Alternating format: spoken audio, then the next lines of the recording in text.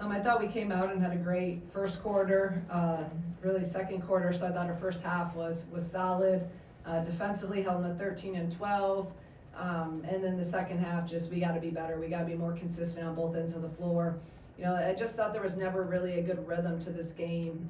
They switch a lot in terms of going from their blizz into their man, and they did a better job against us with our Phoenix. We didn't get as many open Phoenix opportunities where we had 35 points the first game. So these are, it seems like that's what happens when you play someone a second time and really within 2 weeks. So they're obviously going to make adjustments and credit them for doing that. And we just got to be more consistent. We got to be more consistent in the second half. But again, it's really hard to win games in this league. And anytime you can find a way to win, however that is, and I think that's what this team has consistently done this year, is we can win in a variety of ways. It can be ugly, it can be, it can be pretty, it can be gritty. Whatever it is, we're going to find a way to get the job done, and I'm really proud of that. All right, go ahead and raise your hand. We'll get you a microphone for questions for student athletes.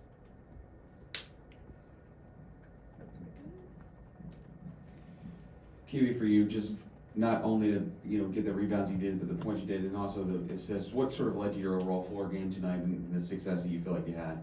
Yeah, I just feel like we really took advantage of their defense in the first half, especially, and what they were in. I feel like we handled their blizz probably the best we've handled it throughout my time playing them.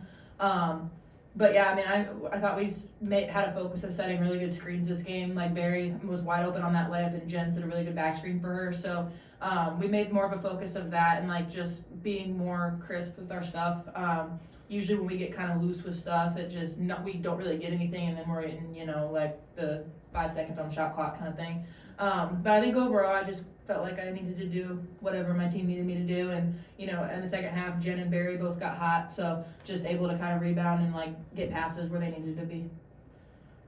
Berry, you've scored double-digit points in 4 of the last 5 games. You've been hitting the 3-point pretty well. What goes into your confidence, your mindset coming into each game, just making sure you're better? Yeah, just definitely just reps on the court and just making sure I'm taking game shots when I'm practicing. And then a lot of my confidence comes from my teammates and my coaches just telling me to keep taking those shots, saying that they're good shots and that they'll fall even if I do miss some. I know today during the game I missed a couple of threes, and Jen came up to me and she was like, you need to still be confident, you're such a good shooter. So that just gave me confidence to keep shooting.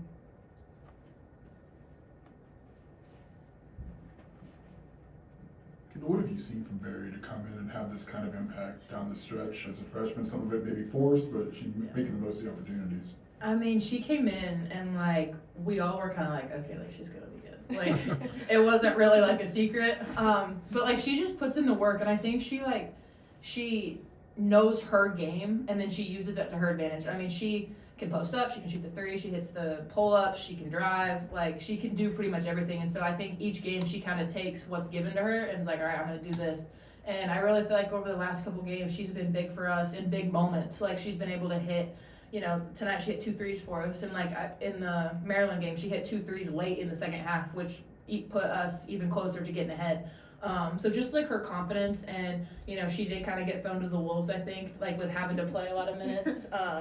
And I know that's hard, especially in this conference and at her position. So I feel like she's getting more and more comfortable, and you see that each game. She's taking more of the shots we see in practice. So I'm really proud of her.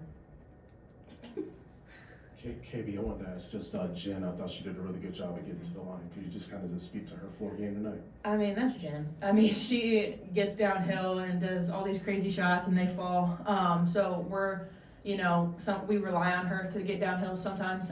So I'm really happy with how, elite she was. I think she was 7 of 8, so she was getting downhill for us, which is huge, and it, brings everybody in, and it's really hard to guard her because you give her space, she's going to shoot it in your face, and she's going to make it, or, you're all up in her, she's going to drive around you and do a scoop shot. So I think that was really big for us tonight. She got some fouls on some of their players that really helped us down the line.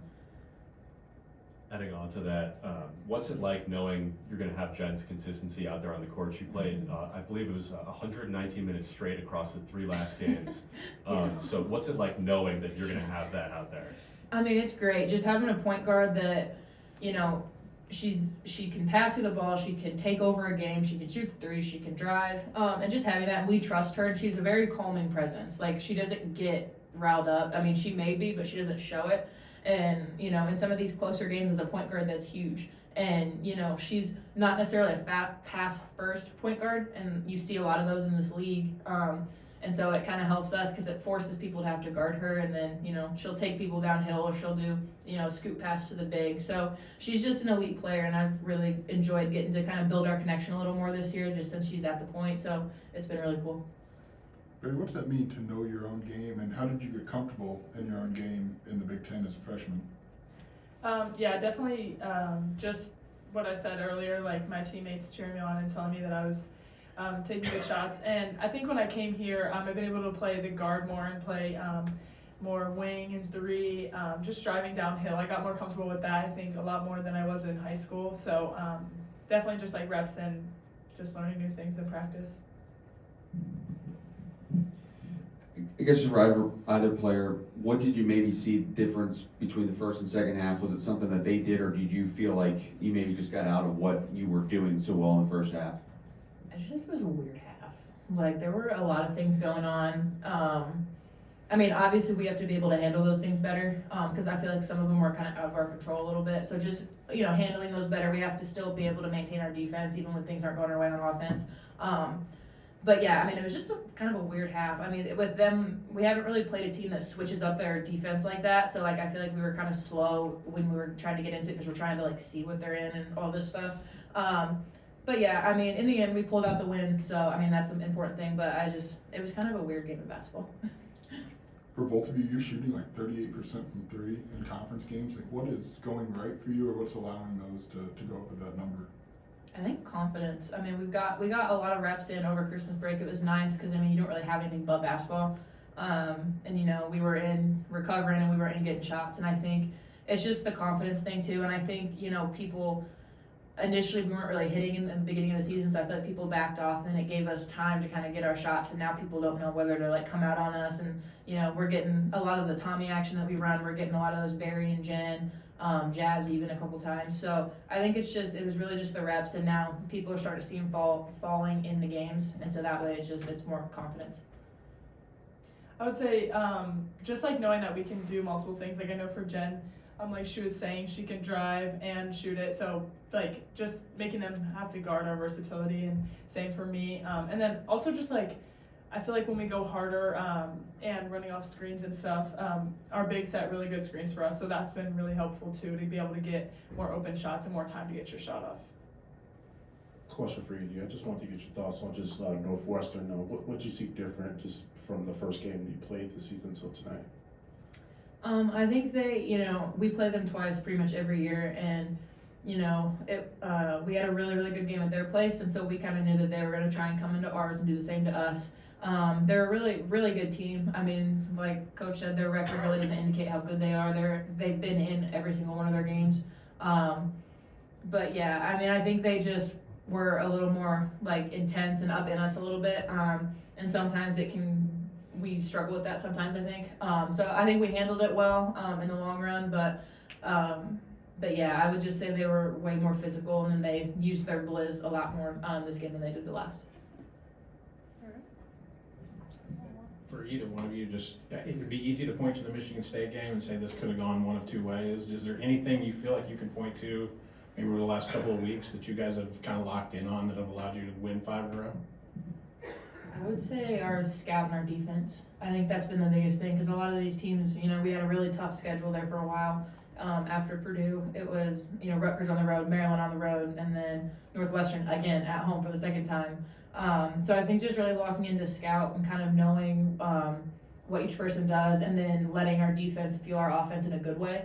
And just, I think we've also been running, our transition a little bit more too, getting into offense quicker. So I think that's helped. I think the one game we had like 35 points in just our transition alone. So I feel like we've been really like amping that up a little bit, just kind of finding our groove. So mentioned a little earlier, but Genesis has played 45, 40, and 37 minutes in the past 3 games. Is that an intentional thing or just based on the game? We don't have another point guard. So, you know, I tried to get her a break today. You know, Jazz obviously is playing some point, but Jazz is better off the ball too. And,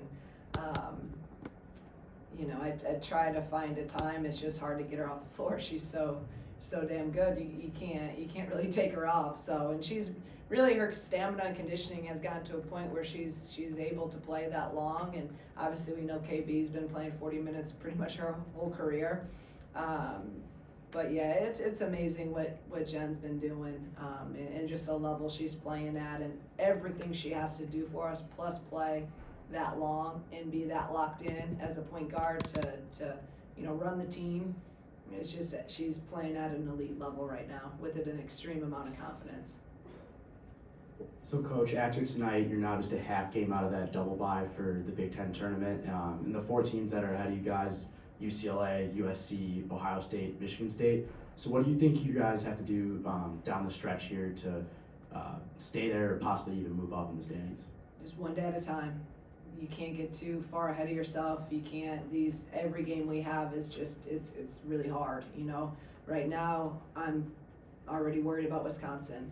They're really, really good, and they're really, really good at home. So that's it. We got to lock into the day, and we try to just win that day, and then we move on to the next day, and the process is the most important thing right now. Shauna, what are you seeing from the three-point shooting to be as good as it has been? Is it selection? Is it kind of, what's behind it? You know, the only thing, I mean, I credit, like I told you guys, I think we just got a ton of reps in over Christmas, and I think we really needed that. We just needed the reps that equal the confidence piece. And then you guys see a couple go in the game. We're taking threes that are happening, you know, some of them are out of sets, like some of our action.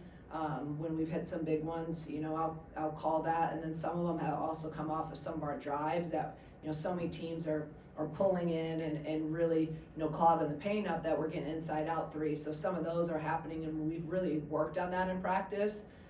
We are working, you know, we do that every day. When people, you know, they come in on Dell on our Zoom action, well, okay, well, now we're going to make you pay and get inside out threes, which an inside out three is such a rhythm shot. So I think it's just a variety of reasons why, but it starts with putting the work in and getting the reps up, and then I think it's contagious too. You see the ball go in and everyone starts, and then we don't take a ton of threes, and I think that's like, we're just very selective with we're not going to jack threes. It's not what we do. You know, we want to take good threes, and then if not, we're going to get downhill and get to the free throw line. This kind of goes along with what you were just saying, Coach, but over this 5-game win streak, it seems like 3-point efficiency has really stood out for the team. Like, how has that transformed your guys' offense during this stretch? I mean, it's huge when you can start making shots, because again, we were so downhill driven, and so get to the rim, you know, put pressure on the defense, get fouled, that then teams just go under everything, and they just collapse in, and everyone's trying to take away and clog up the paint for us. So that was when we had to be very intentional, and something we worked on and drilled every day, of making them pay, of getting inside out threes. And again, it really has helped that Berry's come along, and she's actually playing more at the 3 now. Bryn's been shooting it better. You know, even Jazz was 1 for 1 tonight, looked really confident in her 3.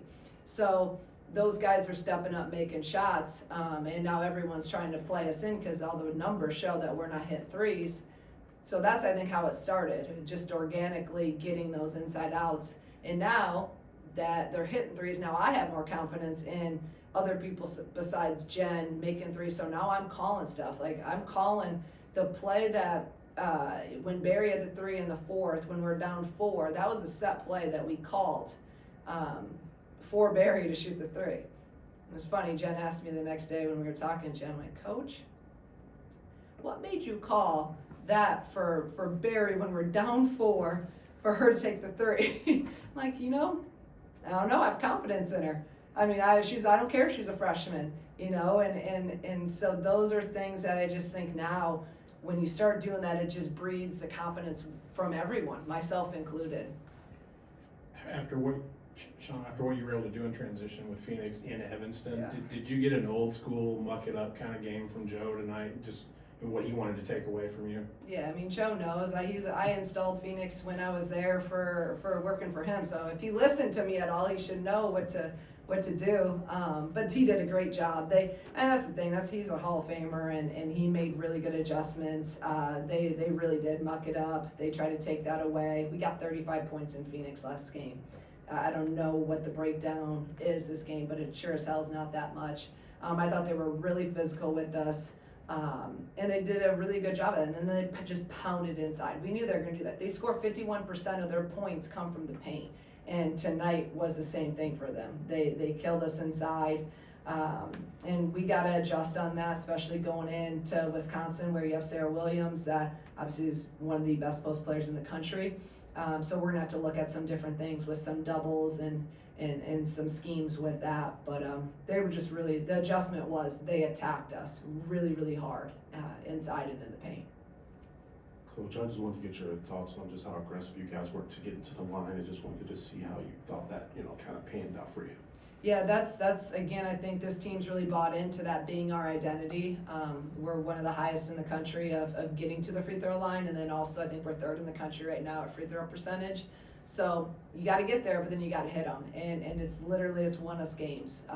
How we're shooting the ball from the line, the ability, and how we put so much pressure on the defense with getting downhill in a lot of our action that now you gotta make decisions. So you gotta kind of pick your poison, what you're gonna stop. And again, that's led to a lot of our easy, I don't wanna say easy, but your kick out rhythm threes.